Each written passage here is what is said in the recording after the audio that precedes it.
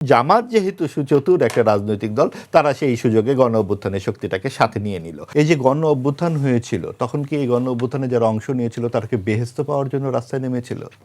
তাদের চাওয়াটা কি ছিল? তার যে চাওয়াটা ছিল গণতন্ত্র, জবাবদিহিতা। একটা স্বৈরাচার ছিল, সেই স্বৈরাচারটা যাতে বিদায় হয়, মানুষ যাতে ভোট দিতে পারে। এটা তো একটা সরল সোজা কথা। তারপরে সরকার এসে বেহেশতের রাস্তার দিকে কেন এত হাঁটাহাঁটি শুরু করলেন?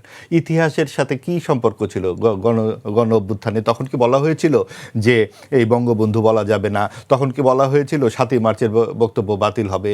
তখন যে এই স্বদেশমূলক গানগুলো কণ্ঠে গীত হতো লক্ষ লক্ষ মানুষের কণ্ঠে, তখন কোন মেয়ে কোন পোশাক পরেছে, কোন নারী কী পোশাক পরেছে, নারী না পুরুষ, কোনো কিছু কি কোনো কথা হয়েছে?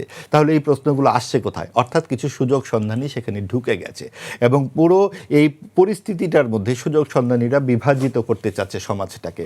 আপনি এনসিপি যেই পরিস্থিতি, এই এনসিপির কাছে আমাদের প্রত্যাশা তো একদম সরাসরি ছিল যে তারা গণ অভ্যুত্থান জাত তরুণ সদস্যরা, তাদের কাছ থেকে আমরা প্রগতিশীল আচরণ আশা করেছিলাম। তাদের কাছে প্রত্যাশা ছিল এবার না পারলেও তারা ভবিষ্যতে যাতে একটা নিজেদের দল তৈরি করতে পারে। তারা খুব দ্রুত কিছু লাভের আশায়, যেহেতু ক্ষমতার কেন্দ্রে তারা থাকতে চায়, তারা বিএনপি তাদের কত সিট দেয়নি, যারা বেশি দিয়েছে তাদের তো চলে গেছে। এখানে আদর্শের কোনো বিষয়ই নয়। ভবিষ্যৎ হোক নিরাপদ, বিনিয়োগ হোক বিশ্বস্ত, আর আমার পছন্দ সল্ট বে।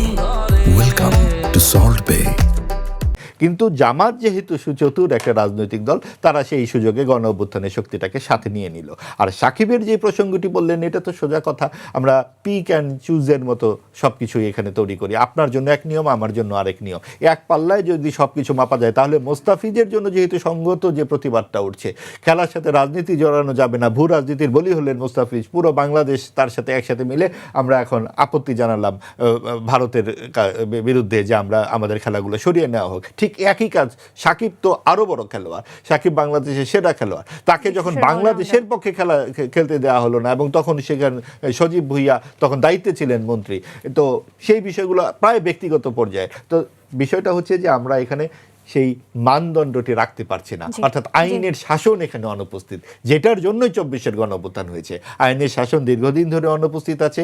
আমাদের যেই অংশগ্রহণকারী দলগুলো, বিএনপি সহ প্রধান দলগুলোর এখন উচিত নির্বাচন কি করে পরিচালনা করা হবে, নির্বাচনের দুর্নীতি এবং এই অবাধ নির্বাচন যাতে হতে পারে, দুর্নীতি মুক্ত অবাধ নির্বাচন, সেই জন্য কি কি ব্যবস্থা সরকার নেবেন, সেই জায়গাগুলোতে সোচ্চার হওয়া।